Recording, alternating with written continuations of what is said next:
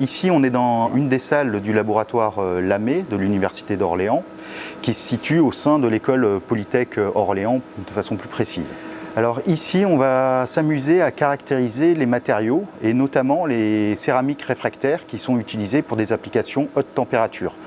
Quand je parle de haute température, on va parler des températures qui sont comprises entre 1000 degrés Celsius et 2000 degrés. Donc des applications industrielles qu'on ne va pas retrouver dans le cadre familial classique. Avec Centre Sciences, on a conçu une petite manip sous forme de jeu pour essayer de faire découvrir les métiers de la sidérurgie à tout le public et les difficultés que l'on rencontre dans ces milieux-là.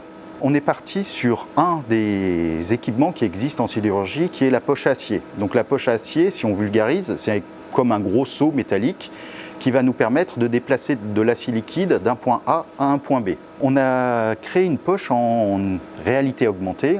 L'utilisateur va avoir à sa disposition 4 types de briques réfractaires qu'il va pouvoir disposer pour construire lui-même sa poche à acier.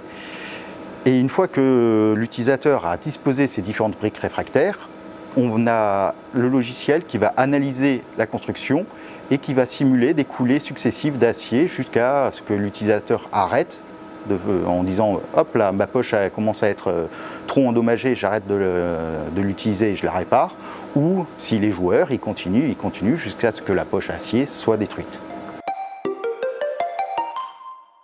Alors ça permet de mettre en évidence les différents phénomènes que l'on veut voir, que fabriquer une poche à acier, c'est quand même assez compliqué. Si maintenant dans la vie de tous les jours, on retrouve des pièces en acier à très bas coût, que ce soit les couverts que l'on peut retrouver à la cantine, c'est des pièces en acier qui sont pas chères parce qu'on arrive à fabriquer de grandes quantités d'acier avec une répétabilité qui est excellente.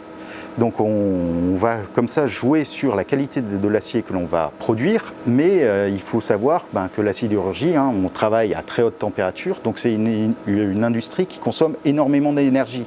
On se doute bien que chauffer à 1600 degrés, il ne suffit pas d'appuyer sur un bouton, dire on et hop, j'arrive à cette température-là. Ça va demander énormément d'énergie et cette énergie, on va vouloir la garder parce que ça a un coût financier, ça va produire du CO2, etc.